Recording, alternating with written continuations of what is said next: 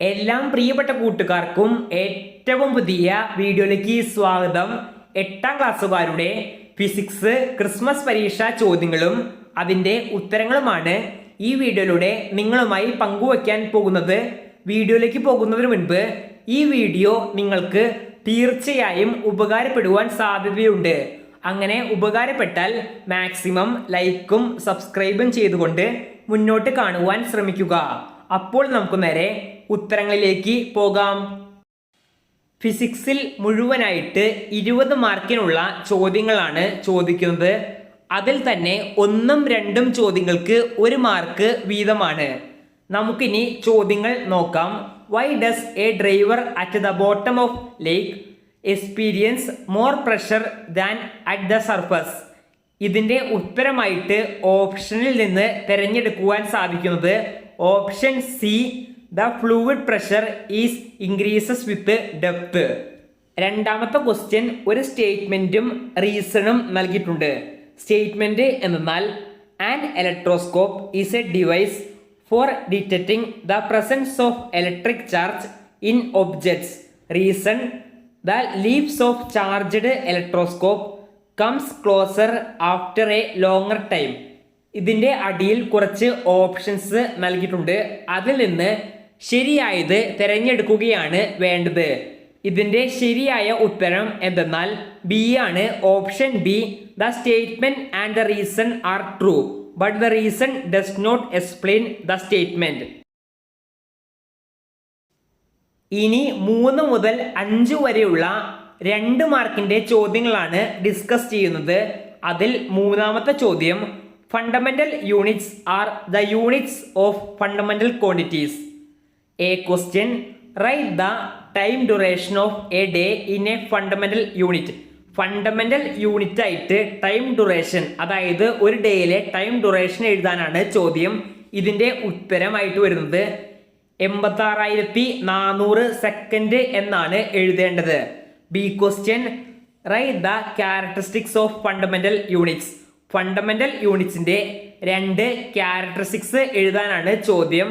ഇതിൻ്റെ ഉത്തരം fundamental units are independent of each other. They are well defined and universally accepted.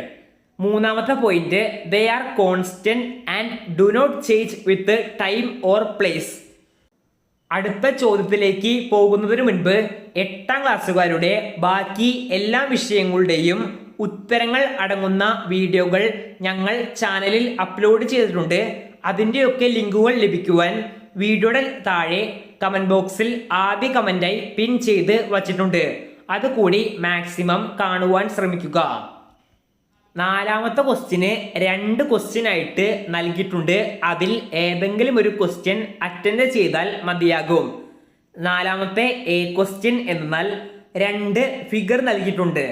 ഇതിന് അനുബന്ധമായി അടിയിലുള്ള ഓപ്ഷൻസ് ആൻസർ ചെയ്യുകയാണ് നമ്മൾ വേണ്ടത്. ഒന്നാമത്തെ ചോദ്യം, in which arrangement do magnet ripple each other? ചോദ്യം എന്തെന്നാൽ 2 ഫിഗറിൽ നിന്ന് ഏത് അറേഞ്ച്മെന്റിലാണ് മാഗ്നറ്റ് റിപ്പൽ ചെയ്യുന്നതെന്ന്. ഇതിൻ്റെ ഉത്തരമായിട്ട് വരുന്നത് ഫിഗർ എക്സ്. ആദ്യത്തെ ഫിഗർ ആണ് ഉത്തരം. B question, explain how the property of magnetism has been utilized in magnetic trains for reducing energy loss and noise pollution.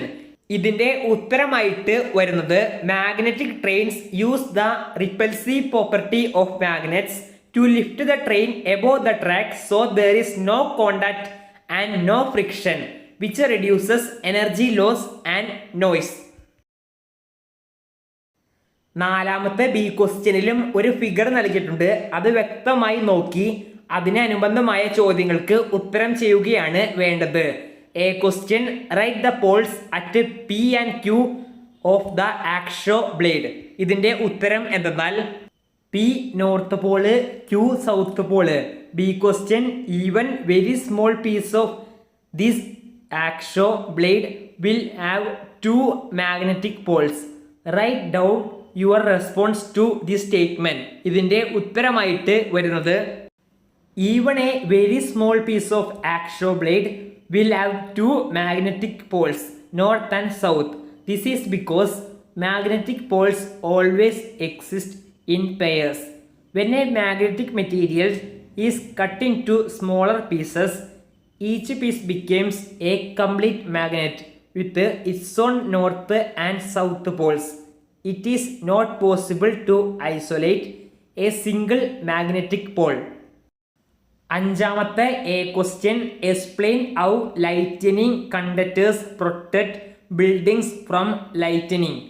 ഇതിൻ്റെ ഉത്തരമായിട്ട് വരുന്നത് lightning conductors protect buildings by providing a safe path for lightning to flow into the ground. The metal rod fixed on the top of the building carries the electric charge safely to the earth, preventing damage to the building. അഞ്ചാമത്തെ B ക്വസ്റ്റ്യൻ്റെ A part എന്തെന്നാൽ what are the precautions to be taken to protect ourselves from lightning. ഇതിൻ്റെ ഒന്നാമത്തെ point stay indoors during thunderstorms and avoid using electrical appliances. രണ്ടാമത്തെ point do not stand under trees or in open field. Take shelter in a building or closed vehicle. B question എന്നാൽ prepare a note on the first aid to be given a person struck by the lightning to present in your school assembly. ഇതിൻ്റെ ഉത്തരമായിട്ട് വരുന്നത്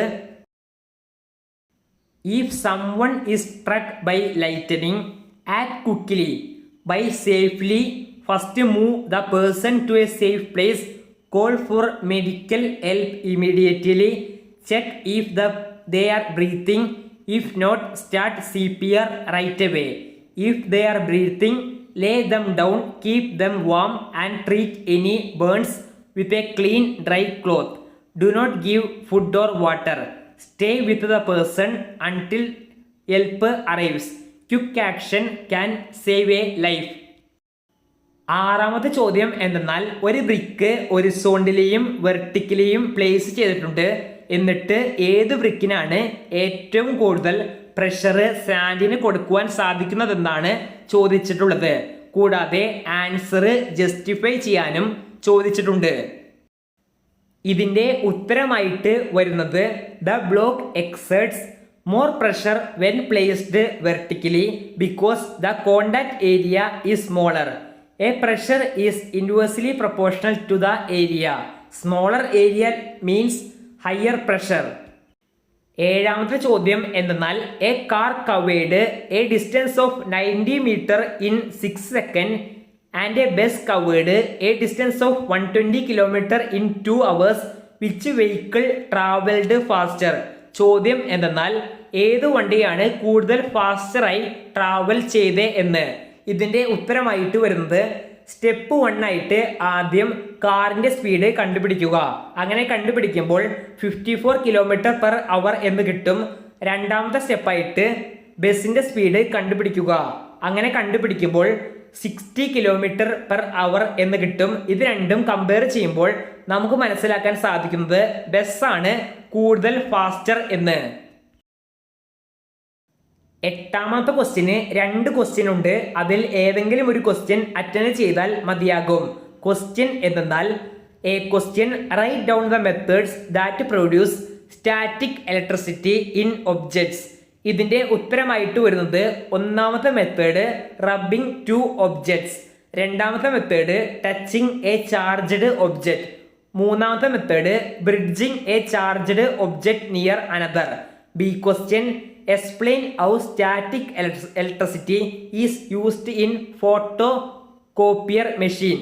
ഇതിൻ്റെ ഉത്തരമായിട്ട് വരുന്നത് ആദ്യത്തെ point toner powder sticks to the charged parts of a drum and is transferred to the paper to make a copy. ഒമ്പതാമത്തെ ചോദ്യത്തിൽ 3 statements നൽകിയിട്ടുണ്ട്. അതിൽ ഓരോ സ്റ്റേറ്റ്മെന്റ്സിൻ്റെ റീസൺ എഴുതാനാണ് ചോദിച്ചിട്ടുള്ളത്. ഓരോ സ്റ്റേറ്റ്മെന്റ് സ്ക്രീനിൽ നൽകിയിട്ടുണ്ട്. ഇനി നമുക്ക് അതിൻ്റെ ഉത്തരങ്ങൾ നോക്കാം. എ സ്റ്റേറ്റ്മെന്റിന്റെ ആൻസർ എന്തെന്നാൽ air is pushed out creating a vacuum and air pressure holds the sucker. B statement എന്തെന്നാൽ sun heats air inside it expands and the balloon bursts. C ക്വസ്റ്റ്യൻ്റെ ആൻസർ ആയിട്ട് വരുന്നത് metal disturbs the compass needle giving wrong directions. അപ്പോൾ 8ാം ക്ലാസ്സുകാരുടെ physics Christmas പരീക്ഷ മുഴുവൻ ചോദ്യങ്ങളും അതിൻ്റെ ഉത്തരങ്ങളും നമ്മൾ ഇവിടെ വിശദീകരിച്ചിട്ടുണ്ട്. ഇങ്ങനെയുള്ള കൂടുതൽ വീഡിയോസിനായി മാക്സിമം ലൈക്കും സബ്സ്ക്രൈബും ചെയ്യുവാൻ ശ്രമിക്കുക. നന്ദി.